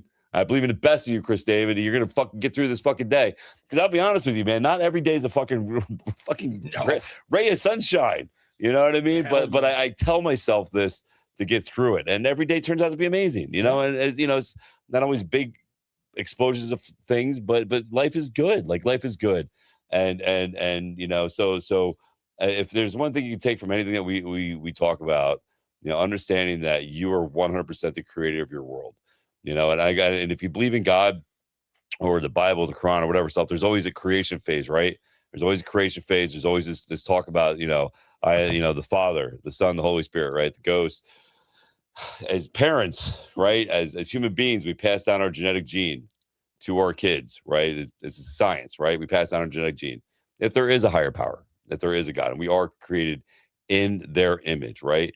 Maybe, you know, the whole creation story isn't about creating the universe, but creating the world that you choose to live in, that you are given free will to create and be the person you want to be. You know, when your parents told you could be whatever you wanted to be when you were growing up, they weren't lying to you. They weren't blowing smoke up your ass. It was the truth. You know, it's your choice of who you want to be. Do you want to be that person that stays in their house all the time, afraid of things, or do you want to fight that fear? You know, do you want to confront it? Do you want to be that person that plays victim and oh, woe was me? You know, I was traumatized by my parents. I was traumatized by whatever abuse happened to my kid. I'm going to let that define me, or are you going to define yourself by how you become a better person from it? You know, and how you grown from it and become that human being. You have 100% control over that. And it's easier to give the control over to those thoughts, but really you have control over those thoughts. I know what my mantra is going to be tomorrow when I wake up. Chris is always right. Chris is always right. Let's go. It's a solid start. Solid start. You are strong. You got this. And Parker's going to love you next week. It's there you go. Totally there you go, dude. Yeah. Well, you know, there's something that I put out there all the time, right? It's just three things. I can, I will, I must. You know, you say those first few words, and then you put whatever you want behind it. I can get my child. I will get a better job, and I must do this, right? I must be a better person for everybody I care about, right? Or I will work really hard, and I can be the person I want to be, and I will be the person I must be the person I want to be. You know what I mean? So again, I can, I will, I must, and putting those things in front of what you're going to manifest in your life is key. Yeah, if anyone gets a chance, you should just go on YouTube. You'll find, not us, because we'll technically glitch. But no, don't do it. No, but no, I just watched this. It was really cool. It was a news story about this. It was so perfect. I thought about you. They took 10, and it wasn't about being a woman. It was just 10 women, and they were going in for a job interview. And they lied to them and told them it was an undercover like sting operation on this thing. And what they did is they painted a scar. They showed them, they put a scar like on their face. And then they were all going to go in for this interview. And right before the interview started, the makeup artist came over, was like, hey, I just want to make sure I touch it up. And when they did it, they removed the scar from the person's face. So the person went in thinking they had a scar. And I think 88 out of the 10 people immediately said they were discriminated against. The person couldn't stop looking at the scar. It's why they didn't get the job. It was unbelievable. And then they showed the picture. They showed the people the mirror that they didn't have it. And it was all about that. It was the perception. Unbelievable. Well, it's the thing. Like, you have to remember, like, the only thing that separates really successful people and the people who aren't, and it's the God's honest truth, is those people who were successful didn't ever think they would fail. Bottom line, they didn't think they were going to fail. They were like, I'm going to do this. I mean, I hate to go back to Steve Jobs, but I mean, the guy made the fucking iPhone in his garage. You know what I mean? Freaking, and he lost everything before he became, a huge fucking multi-millionaire or whatever. Freaking. So yeah, so you have to remember the only difference, and it's the thing too. We all have that ability. That we all share something in common. We all have that ability to change our lives with the thought process that we choose to have that perspective. And sometimes you have to remove yourself from the environment. You have to remove yourself from the environment, right? And to do that, you have to change your thought process to get out of that environment. That growth can happen. That change can happen in your life, man. I'm a firm believer in all of that. This. Oh, here we go. 69. No, it's not 69. But it's funny because someone wrote this to us, and you internally will chuckle as I did when I saw this. Johnny from New York. Your partner blows up online, massive following, brands are calling, and then someone calls and offers them a life-changing amount of money on OnlyFans. Oh, Jesus Christ. They say, I'll only do it if we do it together. We split the money, we build it as a couple. Are you in or are you out? And separately, this is the part I think you'll chuckle at. Back in the day, I watched your guys' shows early on, and you guys used to talk about Jamie Presley on early episodes. Would you have her on? And would you guys support her page? That's what someone wrote into us, who's been a listener for a long time. So I was tanning. So I was in the sun. I don't look. I support anything that my wife wants to do. I don't know that because I don't know that we're ever going to go the OnlyFans route, even though she wanted me to start a page at some point. So I guess if she wanted me to do it, I'd have to support her. But separately, what I would tell you is I did see the Jamie Presley news. Shout out Jamie Presley. And my take on it is, first of all, I would love to have her on. She's fucking awesome. She's I mean, so we've talked to her because it's been the podcast. And what I would tell you, she is by far one of the coolest. She's one of the coolest chicks you could ever meet. And about OnlyFans, I can't give her no money because I can't go on OnlyFans for subscriptions. But I'll support you by talking about it on the show. You go, Jamie Presley. That's what I say about that. Yeah. Would you support your partner doing it if it was like you guys did together as a business, but she was the person? She was the person that was doing it. So it was like really that's the last resort. Always plan D. Yeah, always plan D. It's a plan D for us. Plan D. It's plan D. Like if shit hits a fan, I can't make money. I got to pay bills. We're going on. We're going on OnlyFans. We are fucking selling everything. Feet, dirty underwear, doing whatever makes money. Yeah, no, if you can, listen, I don't knock anybody that does it. I think, what you do, you boo, But yes, I think Jamie Presley is amazing. I love Jamie. Me and her talked a lot over the last year. I think she's a great human being, a great mother. She got 3 beautiful boys. Great production company. She just put out a movie, the Long Shot or The Lost Shot. or something like that. The last shot. The last shot is the last shot. I think it's the last shot. I think it's the last shot. So started winning awards. Yeah, started winning awards about an autistic kid. It's an amazing job. She did a phenomenal job at it. She's a great producer of it. She's in it. She's phenomenal in it. No, Jamie's a great human being. She's a phenomenal human being. And we did reach out to her. I did reach out to her. I did reach out to her, and I asked her if she wanted to come on the show. She said she loves us. We support our friends of the show. So, yeah, I mean, if Jamie wants to come on, I'm more than happy to have her come on and talk about it. We totally support her life decision. And again, I think it's like the Shannon thing. I don't think there's any like nudity involved. I think it's just her way to connect with fans, right? So it's a way for her fans to connect with her and talk to her. I don't know what but either way, it doesn't really matter. Say, do you, boo? Do you, boo? Do you, boo? Do you, boo? But yeah, no, go check out her movie, our movies that came out. Again, I think it's a really great movie, and and go support her too. She's a mom doing her thing and being a strong individual, being a strong mother. Yeah. So you want to give me millions of dollars to let it all? Yeah, hang and Jamie, out. if you want to come on the show, you're more than welcome to come on the show. You know where I live. Just let it go. Yeah. Hey, Chris and Tony, this is Marco from Naples. My girlfriend says she loves dad bods, but how come every time we pass a guy in a public, I suddenly become invisible? With a guy with abs, I suddenly become invisible. Ladies, respectfully, are we really supposed to believe that you guys love dad bods? I want to ask the audience: is it something that's really, truly attractive? I think there's some women out there who truly love dad bods. There's some guys out there who like 700-pound women. I mean, there's some people for everybody, but there's somebody for everybody. But I mean, in reality, would you? And I'm not saying because it's six pack. No, I'm just saying, like, I don't think of it so much as the physical part. I think look at it and saying, oh, this guy's a disciplined hard worker. Yes. Like, I think that part is the attractive part of it. I think there is a difference, right? In somebody that takes the time to go to the gym, and it depends what kind of dad bod, right?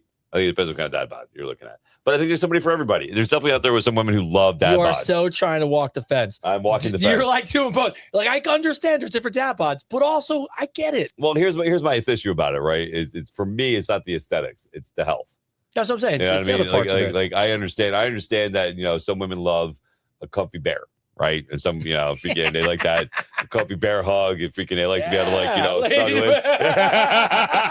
And some women love that. I totally understand that. And I support somebody that. For everybody, baby. But yeah. Right. I just want to clip that moment right there. But out of health respects, as a trainer, I always say, that it's important for somebody to be healthy. Just especially if you care about them, because you want to be here a long time. And longevity is. Not saying you have to be skinny, but being able to not. And here's the thing about it too. When I think about a dad bod, I think about the stomach, right? I think about the stomach being protruded when I picture a dad bod. And for me, when I picture that as a health expert, I just picture all the visceral fat sitting around your organs, and that's stuff that could kill you. You know what I mean? So that to me, I think that if you really care about somebody, you should want them to at least be healthier.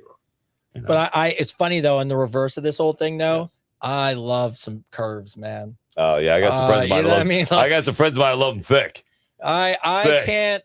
I dated somebody one time that had like the 8-pack and the whole thing, and just wasn't my jam. Nah. I forget my boy Bobby. Shout out Bobby. He likes them thick. Bobby. Shout out Bobby. Bobby likes them thick. And my boy Pete likes them thick. I mean, I might be under Bobby. Yeah. Bobby likes some big girls. He likes some big girls. Yeah. That's what I'm saying. There's somebody for everybody, man. You know what I mean? Sense a new Advice Unfiltered song. Oh, yes. I like them thick. Right. I like them thick. I like them thick. Why you guys got push shit in my head? Right. Like, extra. By the way, it's going to be Christian likes them thick. That's the whole.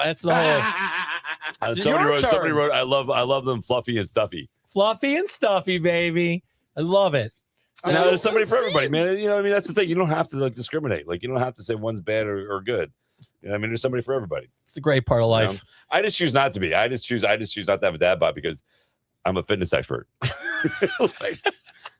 I would kind of be like, so I got a fitness app coming out and a cooking show. And so anyways, don't mind this. And my visceral fat's 17%. Fuck you. All right. Chris and Tony, this is Kayla from Nashville, Tennessee. What's up, Tennessee? I've been dating this guy for just a little over a month. And honestly, the connection's amazing. We laugh nonstop. The chemistry is insane. And it feels really easy and natural between us. But the other night during sex, He randomly said, I love you a few times in the middle of the moment, and I completely panicked and pretended I didn't hear it. He I panicked. Like, wait, what? She's like, Mom? He's like, I Mom, love you. You called me Mom? What? He said several times. Oh my God. He didn't bring it up after, and neither did I, but it's been living rent-free in my head ever since.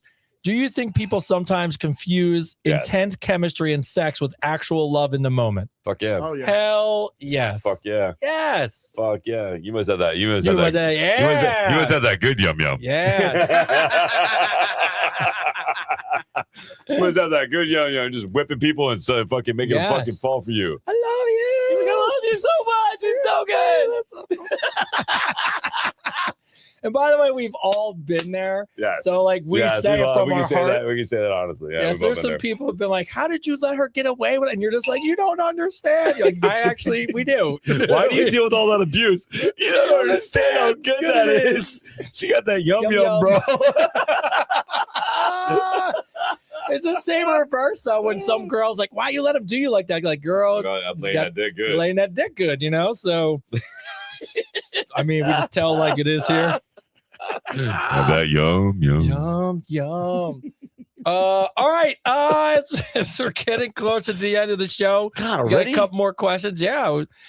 Hey, Chris and Tony, this is Melissa from New Zealand. Oh, my Kiwis. Yes. I need a male perspective because I accidentally may have opened Pandora's box in a browser history mistake.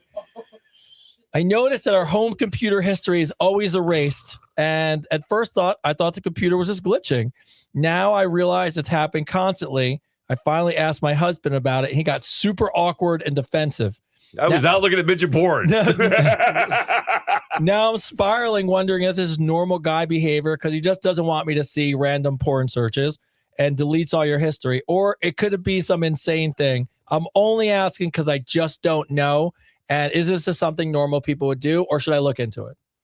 Normal people do it. No, everybody looks at porn. Everybody looks at porn. Everybody looks at porn. And if they don't, if you think they don't, they're lying to you. Lying. True, but it's the deleting of the history and not talking about it. But look, if you're doing it on your family computer and you're trying to be above board, you would delete your history. Yes. 100% you would. Yes. And then it could even just be, or if you got kids. Yeah, or you got kids. You know what I mean? I wouldn't never. I had a guy tell me today that that he gave his daughter his phone to take something. Well, that's and then he went back to the wife and was like, "Dad's got nude pictures all over his phone." Oh shit! Oh yeah, she fucking I think she went to Instagram or something. I don't know, fucking, but yeah, like fucking. So yeah, I mean that's more dangerous. Oh yeah, fucking. I mean, you just have to accept it. Like it's just one of those things, man. Like here's my thing. This is how I look at it. I would, if I was with somebody and I caught them looking at porn, I would rather them look at porn than be fucking somebody else. Yeah. You know what I mean? I'd rather if they just feel like, sometimes you just need to get a quick rock off. You know what I mean? Like you just need to fucking like bust your shit and fucking start your day, right? And you don't need the whole process of having somebody else join in on that because you can get done quick, right? Yeah. Fucking, if we can, I know for me personally, if I'm having sex with somebody, I want it to last a while. I'm crazy. You got to get rid of. I'm not gonna lie to you. I like to go for hours. I like to have the whole fun of explosion. We'll take breaks. I'll drink. I'll eat something and right back into it. I'm one of those guys. I make an exposition out of it. I'm probably not your type. So if we, I highly doubt in the chat that's going to be a negative. But, sometimes you just got to get your shit off to start your day and get a move on, right? And girls do the same thing too. You know what I mean? Freaking. So like sometimes So I think as long as it's not our view count just jumped by like. It's of course it did. It went out there. They were like, "Wait a sec. Wait, Chris goes for hours." Like, what do you mean we don't like it? I like to do let's see. What's this? True story. True story. Wow, that's a long story. Wait, we gotta read it out loud. True story. A wife thought out her husband was cheating on her because there was a picture of this beautiful woman that was supposed to be dressed half naked. Dressed half naked with no clothes on. So she pushed her husband off the ladder and he went through a window and landed on glass. Come to find out it was her when she was younger. And before he died, he said, "I've loved you. It was only you and this picture." Oh my God. See? Overreaction, women. Overreaction. Overreaction. Wow. I hope she went to jail for murder. Oh my She God. did. I remember this story. That this is is a real crazy. thing. They did a reenactment Wow. on 911 Nashville. Wow. I didn't believe it. I was like, this might somebody had said based on a true story. What? Wow. Yeah, that's crazy. That's insane. You know, I said this the other day, and it goes back to like last week. Listen, you know your life is good. You know your life is easy when you sit there and you create problems of your own. Yeah. You know, fucking when you're looking for things to be pissed off about, looking for things to be a fucking problem. Like, you know you have an easy fucking life when you create some fake ass scenarios in your fucking head to cause a problem with somebody. You have it too easy. You know, and I know this because if your life was hard, then you wouldn't be focused on creating crazy shit up in your fucking head. Yeah. You know what I mean? It's the God's honest truth. That's one of my biggest red flags personally is when people just create drama. Create drama for no reason. Like, what are you doing? No reason. Like, none. And even worse is when it's like for the sake of their own entertainment. Like, Yeah. you're the worst kind of person. Yeah, like they need that dopamine fix. You know what I mean? They need to cause that stress of that argument to feel loved or to feel wanted or to feel fucking, you know what I mean? They create this fucking scenario in their head. 9, I would say, I would bet money on this, right? I would think that I would say 9 out of 10 times a relationship issue isn't never really an issue. But, you know, it's not really a fucking issue, but it becomes a bigger issue because your life is fucking easy. Yeah. This is a good one. Hey, Chris and Tony, my name is Ed. Ed from the UK. All right. Ed went on a blind date a few months ago, and somehow there was definitely a major communication breakdown because when I showed up, my date happened to be a little person. For about 30 seconds, I panicked because I genuinely thought maybe it was the wrong table or something got mixed up. But then we started talking, and honestly, she is fucking incredible. Funny as hell, confident, smart, calls me out by nonsense immediately, and now we've been seeing each other for a while. I even get blowjobs standing up. It's a real thing. Here's my... Wait, what? She says she gets blowjobs standing up? Yeah, because she's a small person. She's a small person. She's a midget? Yes, she's a midget. Little people? So, but he loves her, and he likes her, and they've been dating for a while. Here's a problem. He hasn't told any of his friends because I'm worried about the jokes and the awkward questions or people making it weird when honestly it doesn't feel weird to me anymore. Am I overthinking this? And why do I feel nervous about telling my friends? No. It has a real heartfelt thought part of it. Yeah, but... no. I think it's unfair that you're not telling your friends. Yeah. You know what I mean? If you really care about that person, you just stand on 10 toes and fucking own that shit. You know Plus, what I mean? if they're really your friends. Oh, wait. Did I just make a bad joke? I did. Stand on 10 toes. No, I thought you were going to say it's only on toes. accident. Like, tippy toes, stand on tippy toes and own that shit. Stand on your... I'm sorry. We were being so good. We're being so good about this question. I just couldn't help it. Anyway, yeah, no, you need to own it, bro. Like, freaking, like, if you really care about I would own it. Like, I, you know, if I'm with somebody, man, and I really care about them, you go ahead and try to make fun of them. I will beat the fuck out of you. Yeah. You know what I mean? Like I will defend to the end, you know? And even if I'm not dating somebody, and I have lots of friends of mine that are unique. Yeah. You know, that are unique individuals and that have different issues, you know, and if somebody made fun of them in front of me, I would smack the shit out of them. You know? Yeah. So I think you should own it. Your friend, if someone's really your friend, they're really your friend. Then A, they're gonna be happy for you. They would never in a million years make fun of the person you're dating. Mm-hmm. If you were, but I'll be honest, like if you're my buddy, like if you showed up and you were dating a small person, first of all, I'd be happy for you if you're happy. Second of all, we're buddies. Yep. So I would make some dumb joke, be like, are the blowjobs really from standing up? But no, it's not. I would, you know what my response would be too to all of that? I'd be like, you should see how big my dick is in her hand. Yeah, but like I said, out of love, I'm a monster. Yeah, like out of friends, your boys might poke fun at you for something, but generally they would care about you and love the fact that person's your person. So who cares? Yes, yeah. I'd be like, you know what? Well, I know it. I can save her in a fire.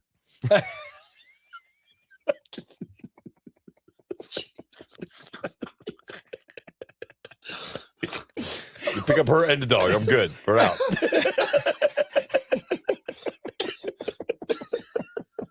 Just roar like, got you. The fire department, catch, I got you. Oh my god. Yeah, there's a lot of benefits to that. This is so funny. I know, Chris. Like, you think about it now, just thinking about the tossing of the whole. No, I'm still hung up on stand on all your tippy toes. Stand on your tippy toes. Stand on your tippy toes. Man. Oh my god. Oh, well, Love you. We love you. We love you. We love All little peoples. People. All peoples. All people. So, all right, crew. Guess what? That brings us. Oh my god! Hey, yeah, that's how fast we go to the. We don't have By the more? way, We don't want we more. want one more. One more. Let's do one more. Let's do one more. We got like 6 more minutes. Let's do Okay, one more. let's do one more. Oh my One more god! time. One more question. Let's. Oh, I had it. This is Highlighted. good. Let's see. Let's see. I want a good one to end the show. Let's see. Well, you know, just PR person. Yeah, they'd probably fire me. it beats. That's the whole point of the show, though, right? department. It's the whole point of the show, though, is freaking, that we have the balls to talk about stuff and be real and make it light of everything and make it the best. Yeah, I mean, come on, it's the best. My virginity years, the virginity years. All the comments are just people being like, "That joke was so out of pocket." It's great. Yeah, but all right. Here's a. Oh my god! Here's a serious one. Okay. I think this is I've seen this a couple times, and I think it's important. I think it's a good one to end on. Okay. Now that we had some fun at our people's expenses, let's look at this.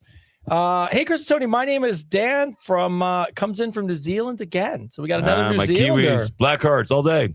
I'm 42. My wife and I got in this ridiculous debate after watching a show the other night. If one of us died unexpectedly, how long should the other person wait before dating again? If you truly love someone, I said it could take years. She said life is short and nobody should spend years alone out of guilt. And then we somehow wind up arguing about whether moving on too fast or too soon means you really love the person, so on and so forth. Oh my God. Is there actually any unspoken rule for how long someone should wait before dating again? Is there even a right answer? No, it's a stupid question. There's not a right answer. That's a stupid question. No, there's no right answer to how you deal with grief. Here's the thing too, man. I think anybody that sits there and goes, if I died, you should be fucking single for the rest of your fucking life, right? Like I used to have this thing. I used to say this all the time. Like when I was dating somebody, I'd be like, listen, I hope I die when I'm having sex with you. And he'd be like, why? I'm like, so you're traumatized. So you're not going to fuck anybody else. You're not going to fuck anybody else. Because that your pussy killed somebody, right? People who enter don't survive. You killed him. Yes, right. So you're traumatized. You're not going to fuck anybody ever again, right? And I used to say that shit jokingly, right? But come on, man. You sitting there saying that you shouldn't date anybody for years after I die is selfish of you. It's fucking selfish of you. It's very selfish. Like, if you really, truly love that person, then you really have to understand that they have one life too. And if you really fucking, and this is the part that drives me nuts about things like that, is if you really fucking love somebody, then you want them to live their best life with you or without you. It's the truth. If you truly love somebody, man, if you really, truly care about somebody, then you want them to find somebody else and not grow the rest of their life alone. That you don't want them sitting there living their life being sad every day, missing you. You want to keep their memory alive. You want to, and I'm sure in some way people do honor that, right? And if you really truly care about somebody, though, you want them to move on, and you want them to be happy, and you want them to live the rest of their lives being loved and not being alone. And anybody that thinks opposite of that, then you're a selfish fucker. I can't stand the aspect of this that's like that people think that there's like a clock, either a clock on grief or that you can like tell somebody no, you follow this structure with it. Like, no, fuck all the way off. Oh, like, yeah. It depends on how I feel, how they feel, and the situation. My mom deals with that right now, because since my stepdad's been dead, I think it's been a year and a half now. It'll be 2 years, I think, this June. Since he died, and she still wears her wedding ring, and people at her church give her shit for wearing her wedding ring. Like, oh, you got to let him go.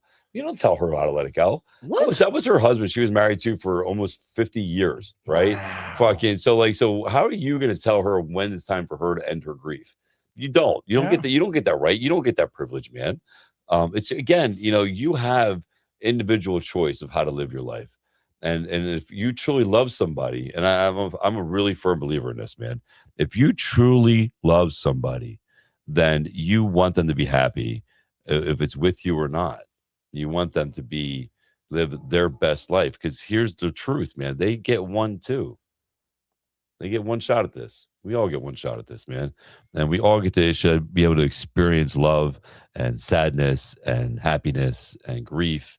And we should all be able to experience that on our own personal level without judgment from anybody else. The news story that came out a couple of years ago that people were up in arms about was she's a famous author, and she got, it's either dementia or Alzheimer's. She's still alive.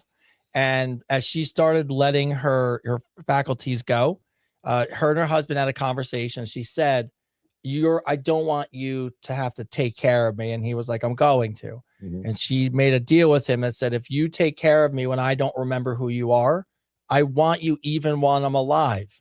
I want you to get back out and date again. Yeah. So he did. And he has a girlfriend, and the girlfriend and him have a great relationship. And she's part of the taking care of the, of the wife and all that stuff. And, in their world, everything is perfect and it works, and it's what his wife wanted and it's what he decided on. And people that he was talking about how many people stopped being friends with him and stopped talking to him. And he's like, what does it have to do with you guys? No, nothing. Like, sometimes people just fucking I like to force their own shit on people. I'll end it on this. So, Christian, can you put up a poll? Sure. It's going to say stay or leave. Should I stay or should That's I it. go? Stay or leave is the only thing we need to know from you guys. This is how we'll end the show. Episode 69. Giving and receiving. I think I found a question that ends this kind of hilarious debate. Hey, Chris and Tony. My name is Manny from Texas. My wife and I were joking around about the lottery, and I said, look, if I won $100 million, I'm setting you up for life, but I'm telling you now, I might disappear into the sunset and start over. I said it complete joking around, but in her head, she laughed and said she'd probably do the same thing. Wait, now we start thinking about it. Do people stay in relationships because life is expensive and comfortable? Maybe they really love each other, but ask your audience. If you guys won life-changing money and you were with your current boyfriend or husband, do you think it'd be more fun to part ways and leave each other with half? Or would you stay married and spend it together? I already know Tony's answer. Well, I mean, I'm good with everything. Yeah, he's good. It wholly depends on how this relationship is going. I'm just curious what people would say, because I know a lot of people that would be like, I'll give, and look, I know people that are married right now that if I gave them the option, take $50 million apiece and just call it quits, they still would say they love each other, but they'd be like, yeah, but it's $50 million. Yeah. Yeah. I don't think everything wrong. I just, at some point it's more fun to spend that money with somebody you got a great relationship with, but yeah, I'm staying. I'm staying. I would stay. I would want to be a giver and a receiver. That's how I say about it. Well, if I had somebody to love me. Chris has got the best answer. He's like, I'm keeping all the shit. Keeping all that money. I don't got to tell nobody anything. Taking the money and running. Technically, Chris won this whole thing. He's like, I get it all. It doesn't really matter. I get it all. Nah, I think there'd be signs. There'd be signs. There'd be signs that I won. It's my favorite internet memes. Right. Like the guy driving trash with a helicopter dropping off, and it says, there be signs. Right. There'd be signs if I won the lottery. Yeah, there'd be signs. There would be 100% a sign if I ever show. I would, honest to God, I would kind of resume my regular life activities. Yeah. I would just show up to any situation or like hang in just something new and absurd. We've all thought about. So let me ask you a question, right? So I'm sure you thought about, because I did when you played the lottery. And shit. Okay, you win the lottery. Okay, who's the first person you tell, and then how do you tell just your friends? Have you ever thought about how you would tell them or who you tell first? Oh yeah, no, 100%. Who would you tell first? My mom first. Okay, and then how would you tell her? Oh my God. Because they wouldn't just be calling and be like, hey, I won the lottery. No. You ever thought about it? Oh, no, I don't know. I don't know how I would tell her. I think she would come home and discover me still passed out from finding out I won $100 million. She'd wake me up and be like, what happened? I won the lottery. But oh man, if I were to tell my friends, I'd gather them all at we'd have our usual bonfire. Yeah. And then I'd be like, hey, guess what? We're all going on vacation. They'd be like, what? I'd be like, yeah, we're all going on an all expenses trip, courtesy of me, because your boy won the lottery. Oh, sorry, vacation. You ever think about 100%. What'd you do? My kids would be the first people I tell. Yeah.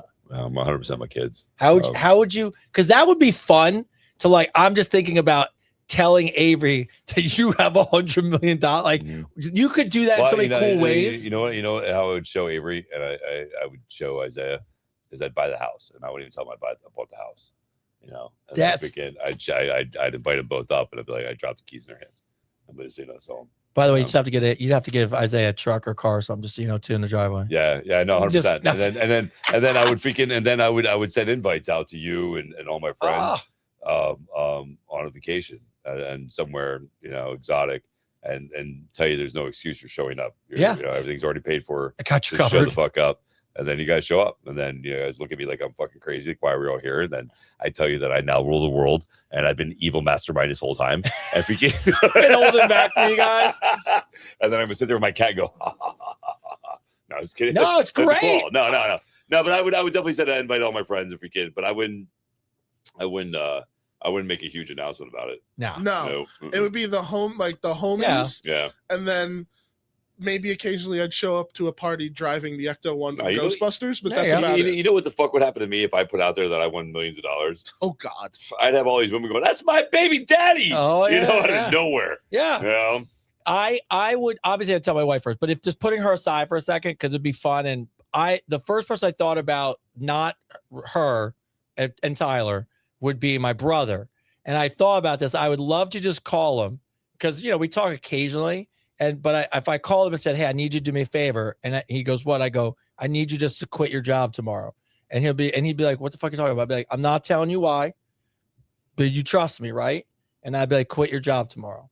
And that's all I would say to him. And then I'd go pick him up in the limo, hoping he did, just to show, say, I got you for the rest of your life, which is great. Yeah. But the thing I would buy is I'd pave a street and I'd make it a cul-de-sac. And I'd buy all the important people in my house a house and then be like, look, all this is paid. My only request is once a year at least, we all meet here. I'll pay for it, but you have your own house to stay in. Yeah. And this is yours for good now. But we have our own street where we have no excuse we can't hang out. Yeah, 100%. I was up in a street. I would show up my brother's house in a really fucking nice sports car, bro. I'd be like would it be a Mustang? Maybe. Would you go like a Shelby or something? Old Mustang? I know you love Mustangs. Like the GT. Like a GT. Ford GT. Bullet Mustang. The Bullet Mustang. Yeah, that was nice too. Fucking just show up and be like, hey, it's yours. See, mine are all car related. Like, that'd be awesome. Drive it with him, and then when he gets out, do the whole there you go. It's yours, bro. It's yours, brother. Have fun with that. That's awesome. I'll do that for him. It's a great one. He's a great guy. Yeah, you surprise Tyler with the truck he wants? Be like, there you go. It's hard. It's hard with the kids thing because nobody heard that. What is that? I protect. Drive over, pick him up with the truck, and I said, "And a box of condoms." Like this. Oh shit! So get him into the glove compartment. There's a box of condoms in there. Anyway, go ahead. It would be funny. But no, I would be the only thing in my head I'd have to be careful with because I wouldn't want to make his life so easy that all of a sudden he'd get lazy. Like his life would be good, but I that whole you just go get a truck thing. I get you it. Still have a job. You ain't quitting. I want maybe like that. Million, hey, I want $100 million. I pull a Shaq on him. I pull a Shaq on him. Be like, no, I have $100 million. No, but I tell maybe I would, but I'd make the agreement. I think to your point, Christian, I'd be like, look, bro, as long as you hold a job down, still do what you're doing. You don't have to worry about anything else. I got you. But I can't have you just get lazy on me. Well, he's paying car payments on it. He's not. Yeah, that kind of stuff. So, but I would definitely buy a house. I'd buy a house that 69 convertible. Of course, a 69 convertible, Amy. 69th episode. 69 Dodge Charger. There you go. All right. So as we bring the show to a close, Christian. Yeah. We didn't break down, baby. No, we didn't. We didn't break down. Yeah. Woo! So we only break down on the episode before my birthday. That's the only one we break down on, but it's fine. 68. I got him a cake. By the way, it's happy birthday to Tony, everybody. I'm bring it out. His birthday Thursday. I bought him a bun cake. My favorite dessert. I bought him his favorite dessert. Look at this fucking thing. Oh my god! Look at that strawberry freaking cream. This moment reminds me when Chris was fasting for a photo shoot, and I decided to feed him food. Yeah, and I'm trying to do this beach spot thing. Chris like, look, it's your absolute favorite. Okay. I have to eat at dessert, which will get eaten. In the front, honey, you guys in the front. There you go. Look at that. By the way, if you guys have never had a nothing bundt cake, they're like a franchise, I think. Yeah. It is it's the best bundt cake. It's the best, one of the best desserts I've ever had in my life. And yeah, I will. It's the perfect cake every time. Oh, every time. It's just so good. Moist. Oh, it's moist. Moist. It's yum yum. It's yum yum. It smells good. It's yum yum. Oh, it smells good in the bag. It does smell good. Sure, yeah, that's a good cake. So we did good, Christian. We did fantastic. All right, and as always, I bring the show to a close. First off, I just want to say thank you to everybody, all the birthday wishes, support this week. We really appreciate it.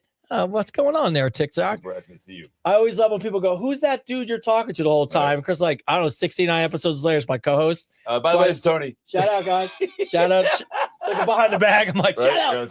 Shout out. There you go. So, but look, what's really great is first off, shout out to the Advice Unfiltered ambassadors who support us and everything that we do.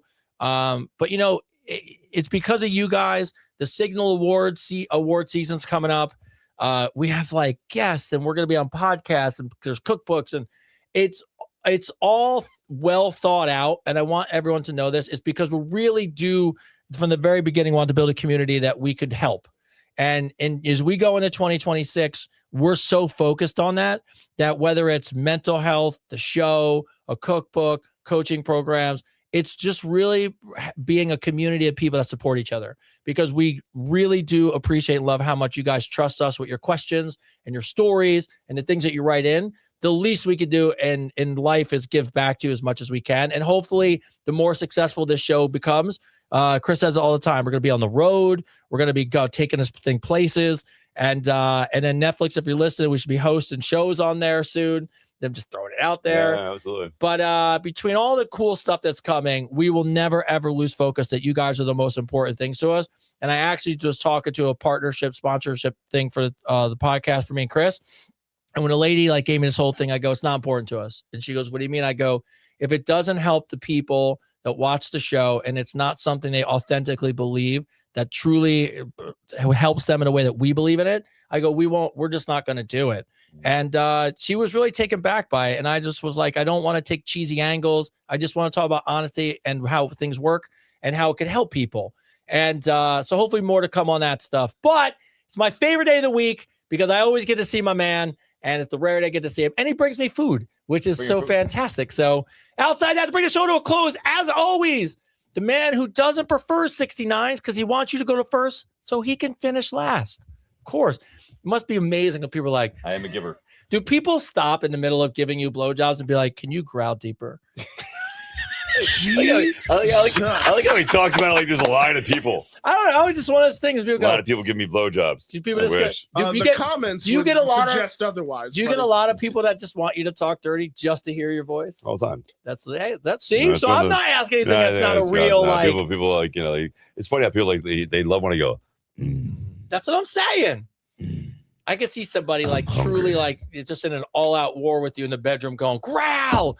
And you got him up against the wall. I was telling that story all week about the fucking couple was saying, I believe in you while they're having sex. Oh, it's the best. I love that story. I believe in you. I believe in the best in you. The fact that she was dropping one-liners and then he hit her with the one-liner at the end. This is like, because I'm a relationship expert. I'm a relationship expert. Number one relationship expert. Fucking great shit. As always, bringing the show to close, the man in command, Mr. Christopher David. What's up, everybody? What a great show. Episode 69. It was great, man. Tony said it the best. Again, if you want to see more of this, if you want more of our programming, the biggest thing is you. You have to like, subscribe, share this show with your friends. We now have 69 episodes that are streaming everywhere right now. YouTube, Spotify, all the good stuff, man. You guys have to go like it, have to go share it, give it some views, tell it to your friends, man, because we want to come and meet you. We want to come and meet you all. We want to do a whole live thing. We want to do a whole thing where we meet you one-on-one and help you people grow and make this great community for all of us to be a part of, right? I knew from day one that we had something special, that we would be doing something special, and that our show will make a difference on a really big scale. So thank you for everybody that's been here with us. Thank you for everybody that's just joining us. Thank you guys so much for your love and support. Thank you for following me, subscribing to my page, and doing the same thing on YouTube. And listen, this show right here says it is Mental Health Awareness Month. Again, I can't emphasize this enough, man. The world is a better place because you're in it, and your perspective of the world relies solely on you, on who you choose to be, what you choose to give your energy to, what you choose to bring life into, right? So believe those positive thoughts, believe those things, believe that you are special, believe that you are fucking amazing, because you truly are. You know, the idea that we're all sharing this experience right now on this big blue marble is 1 in 100 trillion chances that this is happening right now, that we are having this interaction. So it's a blessing every day that we get a chance to experience life. So as always, thank you, love you. This is Advice Unfiltered, episode 69. I believe in you. We believe in you. We believe in the best in you. And again, let's say it all together. The world is a better place because you're watching the show. That's right. That's you. Because you're watching Advice Unfiltered. Right. All right. Thanks, everybody. Bravo. Made it. That was good.